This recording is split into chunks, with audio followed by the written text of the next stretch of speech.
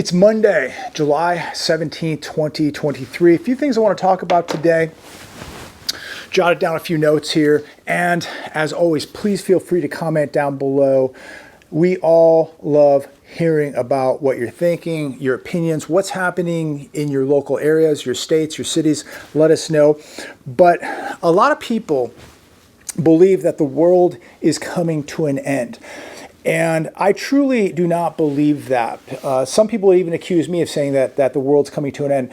I don't believe it's coming to an end. I do believe it's changing. And I do believe that we all have to be preparing for that change and that we need to be evolving daily and preparing for this change. I do believe that during this economic collapse, which I believe is going to transition into a very, very serious depression, one that is going to rival, if not be worse, than the Great Depression we saw in the 30s. But I believe that a lot of people are going to make money. The smart people are going to make money. And you have to be preparing today for what is coming tomorrow. And every day that you have, I think it's imperative that you are preparing for tough times, that you are preparing to make money during this collapse, to take advantage of opportunities, take advantage of the sales. And I believe we're going to see historic sales, whether it's boats and RVs, homes, land, cars, jewelry, you name it. We're going to see sales because so many people have gotten themselves into so much trouble because of debt and greed and the ability not to control their spending. And so this is why we're seeing so many auto repossessions taking place now. This is why so many people now are upside down in their homes that just recently bought a house in the last year or two because of FOMO. And people are going to learn a very, very valuable lesson. And there's going to be a group of people that capitalize on this. So I think instead of going out and buying dumb stuff right now, instead of running up credit card bills, instead of spending money, I think this is the time right now to build up as much capital as possible, to pay off as much debt as possible, to make sure that your credit is as high as you can get it. If you have bad credit and no money during this collapse, you're not going to capitalize. You're going to have a very hard time, a difficult time, even surviving this downturn. So I think that we need to take every day and do whatever we can to build capital, build up credit, and pay off debt. And if you do that, I think it's going to put you in a really, really good position to take advantage of the sales that are coming in this economic downturn. Now, remember, it's not just going to be economic. There's other things you have to prepare for. I think we're going to come to a point in this country where we're going to see a lot of people starve. They're going to be starving. We know that millions of people right now are food insecure in America. And I believe with everything we're seeing with the droughts, the heat waves, what's happening internationally with food shipments, we're going to see big problems with food and of course, the cost of food, where people are just not going to be able to afford it. And this is going to put a lot of pressure on the social disruption that we're seeing take place right now. And we're going to see, I think, society really spiral out of control, because when people get hungry, they're going to get absolutely crazy. So you have to be preparing for that too, because at some point you're probably going to have to deal with it. Power outages, another problem. Cyber attacks, another problem. This is all going to put pressure on this social breakdown we're watching take place. So you have to be prepared for so much right now. Not just taking advantage of sales, ladies and gentlemen. There's a lot more that you're going to have to be preparing for, because we're going to see more social disruption taking place in this country. And we'll talk a little bit more about that. Here's one from CNBC today. The war against inflation is a long way from being won. Citigroup economists are worried that ideal conditions, which have included resilient consumer spending, stronger supply chains, and receding prices in key areas, may not last. Now, I personally believe that if they want to talk about resilient spending, how many people are using credit cards for that resilient spending? Receding prices, Maybe some appliances and big screen TVs have come down. Fuel prices have come down a bit. But other than that, when you go to the store, especially for services, you're paying more for services. You're still paying a lot more than you were a couple years ago at the grocery store. Yes, eggs have come down, but I don't see meat prices coming down. I don't see poultry prices coming down. I don't see coffee prices coming down. It's astronomical, the prices at the grocery store. Literally, 2 bags of groceries now can cost you $80, $90, or $100. It's incredible what people are paying. Rising fuel prices are going to be a big, big problem because fuel is connected to everything. Credit card debt rising. Double-edged sword for the economy. This on Fox Business today. Average credit card interest rate, the APR now 24.06%. This is absolutely astonishing, and yet so many people are running balances every month. So many people dependent to pay their essentials, to pay utility bills, to pay rent, to pay their grocery bills with a credit card, charging you on average 24.06%. Get these credit card balances paid off ASAP. I don't know how anybody can say the consumer is resilient when millions of consumers are dependent on these debt tools, charging them 24.06% on average. Some people are paying 30%. I'm sure there's people out there paying even more. And this is going to make you more and more of a debt slave. The more you are dependent on debt, the more you're dependent on these credit cards, the more you become a debt slave, and the deeper the hole becomes and the harder to climb out of that hole becomes. The hedge today, massive U.S. oil caverns are now empty, will take decades to refill. This is very, very concerning. What happens when these reserves go empty? Because that's where we're going right now. It says here, it only took the administration 6 months to drain the U.S. oil supply to precarious 20 days of emergency reserves. This is a 40-year low. It will take decades to refill. If that happens at all, Bloomberg reports the storage caverns, I was not even aware of this, but the storage caverns, and they're located on the Gulf Coast. They're absolutely massive. They're tall enough to house the Empire State Building and have plenty of room left over. That's how big these caverns are, and we are depleting them. This is really, really concerning because of all the talk of what's happening with Russia, what's happening with China, and here we are depleting reserves, and yet we're talking tough to China. We're talking about war, World War III, and we're not even going to have oil. This is absolutely insanity what is taking place. And the reason we're depleting the strategic petroleum reserves is to push oil prices down so they can push prices down at the pump to say, hey, look, inflation's getting better. Why not just open up the pipelines and start producing oil? We have more energy here, more oil here than anywhere in the entire world. And now we are energy dependent. That makes no sense to me whatsoever. It would be like owning a grocery store loaded with food and you're starving because you cannot eat the food in your grocery store. It just makes no sense to me whatsoever. Here's another one, this on CNBC. Russia axes landmark Ukraine grain deal just hours before deadline. Russia said today it has suspended a humanitarian corridor to deliver key Ukrainian grains to global markets. This could cause a global food crisis, ladies and gentlemen. Food is so important, and we take it for granted because we have a fast food restaurant on every corner. We have food in our refrigerators. The world's not so lucky. We're so blessed. Get this. This is 725,167 tons of wheat. That's not going to be going to Afghanistan, Ethiopia, Somalia, Sudan, and Yemen.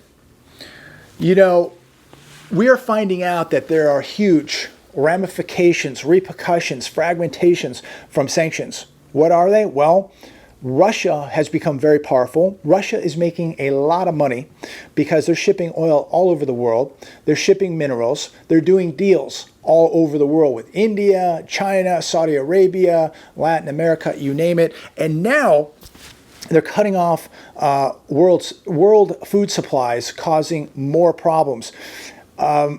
boy, I'm not getting political. I don't want to get political. It doesn't matter what side you're on, right, left, in the middle. First off, I just want to see the war end. I don't want to see people killed.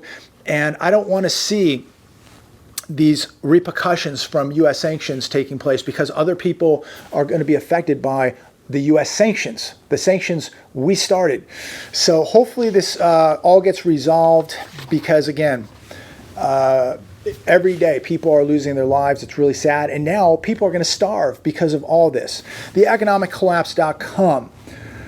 Store food while you can, because 2.4 million people already do not have enough food as this new global famine accelerates. So now they're talking global famine. And so you add this 725,000 tons of wheat not leaving Ukraine. This is going to accelerate this famine. And it's so sad to see. One word of advice I can give everybody today is make sure you continue storing food and water. It is so important. We have no idea what is coming, but with the technology out there and now more and more cyber attacks happening, it's only a matter of time before something big happens, like a big city getting shut off, water supplies getting shut off. Again, we have droughts happening right now here in this country. We know what was happening last year with the cattle farms. You see beef prices continue to accelerate. There's less beef out there, less beef available than there was a couple years ago. So it's not going to take much for the food on the shelves to disappear if an event takes place. You don't want to be going to the store if that happens. The worst place you could be is at a Walmart, a grocery store, because people will be out of their minds because they're not prepared to deal with this stuff, and they're going to wait till the last minute when the shelves go empty or when people are killing one another, for a box of Twinkies at the grocery store. Don't be that person. Prepare now and avoid these confrontations. The Hedge, luxury group Richmond plunges on signs of worsening U.S. slowdown. Again, another indicator of what is happening here in the U.S. economy. Owner of Cartier and Van Cleef and Arpels Jewelry reported a surprise drop in revenue from the Americas in the 3 months through June. Faltering demand in one of the biggest markets is an ominous sign of a weakening consumer, it says. Richmond reported an overall 19% increase in sales, most coming from Asia Pacific and European markets, but U.S. markets saw a decline of 4%. Very interesting.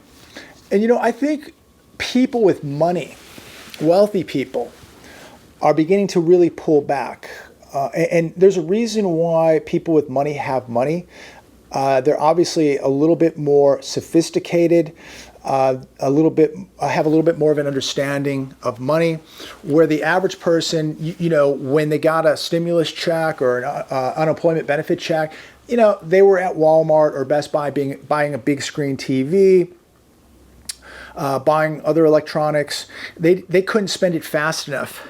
When you see wealthy people beginning to pull back on the higher end jewelry, the higher end watches, and the Cartier type jewelry, that should tell you something. And I think it's telling us that the more advanced, sophisticated consumer is holding off because they're worried. The Hedge today. Billionaire Barry Diller warns Hollywood faces absolute collapse if strike isn't resolved. Personally, I have no respect whatsoever for Hollywood. In fact, I hope it does collapse. I don't support Hollywood one bit. I don't give it a minute of my time, a penny of my money. This is a great time to not support this group because they don't like you. I don't really care for them. And I think one of the best things that could happen is Hollywood does collapse. And maybe out of the ashes, maybe we get studios that rise up and actually start making movies people want to see. Another article I want to talk about today, and here we go again with social disruption. It says here, Sideshow spectators break into Amazon truck during Sacramento area street takeover. Now, this happened, I think, about a week ago. And I was watching some clips of this today. And I wanted to bring it up because, again, I mean, this is where we're at in America. I've never seen such a social breakdown as the one we're seeing right now. These clips, these video clips show hundreds, I mean, maybe 1,000 people. It was a lot of people running around the streets. They're shutting down streets from traffic so they could race cars, do burnouts, drift, all kind of crazy stuff, just complete, you know, lawlessness. And when they do this, they shut down these main thoroughfares and people cannot drive while these people are drifting and doing burnouts and just all kind of crazy stuff. And so while this is taking place, this group basically attacks an Amazon truck, not one of those little trucks, an Amazon semi truck, a large semi truck, you know, like a 52-foot trailer with the driver inside. They're throwing objects at this truck. I would imagine the driver was probably very, very nervous as he's being attacked, and they were able to open up the container and began stealing stuff out of the truck. Driver was able to get the truck out of there. They did suffer some losses, some packages. How much, they're not saying. But this is unbelievable that a crowd surrounds a semi truck, breaks into it, throwing stuff at the truck, at the driver. It literally looked like we were going back in time to the LA riots. Again, hundreds, if not 1,000 people in the streets, shutting down traffic, robbing a semi truck. These are the stable times, ladies and gentlemen. Let me remind you, these are the stable times. Could you imagine what people would be doing if they were starving, if they were hungry, if that was a food truck? When these grocery trucks are running to the grocery store, these big semis, what they would be doing? They would be hijacking these things. They would be just unloading these things in the middle of the day, in the middle of the road. This is really, I mean, you really have to say these are really scary times that we're watching this kind of behavior take place in a first world, I guess it's still a first world country. We're supposed to be an example to the world. We're supposed to be an economic superpower, and we're robbing Amazon trucks while we're drifting, street racing, and doing burnouts. Unbelievable. People do not care about their communities. They don't care about the law. Who do you think pays for this? Well, they'll say, well, it's insured. Well, the insurance cost goes up, and then that cost gets tacked down to you when you order something on Amazon. It's just really troubling to watch this kind of behavior take place, that people have this kind of behavior now and that they have absolutely no respect for the law. And I'm going to finish with this last one. Downtown San Francisco never going back to its pre-health crisis state. As most of you know, you've seen the videos. If you haven't, just go to YouTube, Google San Francisco, look at the tent cities, the homelessness, the drug crisis, the crime. It's so sad to see. So when we're watching, all this take place in Sacramento, in Chicago, in New York, in Baltimore, San Francisco, some of the most beautiful cities now are complete war zones, complete toilets. And it's so sad to see these cities that had such a great history, cities that had great shopping and galleries and beaches and everything. But most of all, the history and how now today people just completely have no respect for any of this, and they have no respect for you. And you have to be really careful when you leave your house, because you don't know who you're going to cross paths with, or where they might shut down a street and begin robbing cars or trucks. But San Francisco, it's just been devastated. It literally looks like a bomb went off. But let me know your thoughts. How are things in your city? You may live in a smaller area. I can tell you right out here in the Palm Springs area, homeless people are everywhere. People are sleeping in their cars. When the sun goes down, it's shocking to see what comes out and is walking around the streets of downtown Palm Springs, especially the southern end of town. But the problem's not getting better. It's getting much worse. It's getting worse in places like Los Angeles, New York. I don't know how this all ends. I don't even know what the solution is at this point, because the problem has been allowed to get so far out of control. I don't know how you get things back under control. I'm going to leave it there today. I don't want to rant. But again, let us know what's happening in your towns. Maybe you live in a small town. Everything's great. You know, when I was in the South last year, I didn't really see any homeless issues. But out here in the West, it's a real big issue. You go up to Portland, Seattle, you're going to have problems. San Francisco, LA, all the way down south to San Diego. That's problems. And of course, I know that there's problems all over the country with homelessness, but you know, California has the worst population of homelessness, the biggest population of homelessness, and the worst crisis. And we're throwing money at it. I don't know where the money's going, because we're getting more homeless. But let me know what it looks like in your areas. Maybe you live in a small town and you're beginning to see pockets of this, because I think that it's not just in a couple states, it's all over the country, and it's not just big cities. It's happening in smaller cities also. So let me know what's happening in your areas. If you've been to any of the larger cities, what you've seen, and is it going to get better? I don't think it is. I don't think it can right now. This country is so out of control.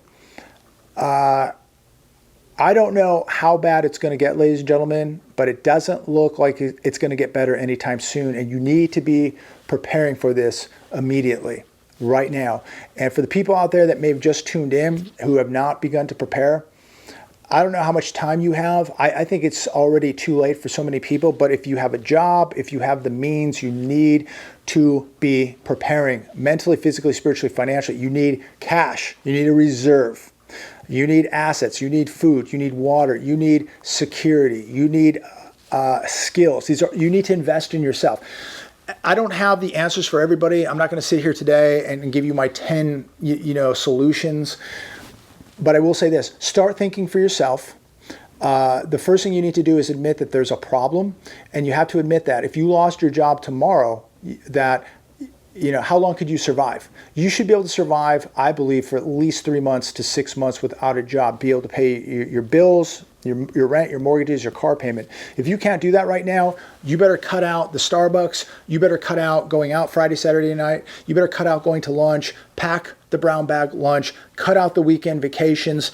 You need to start cutting stuff out, because you're broke, and you need to put money away right now, because emergency is coming, ladies and gentlemen. Emergency is coming. Prepare for emergency. God bless.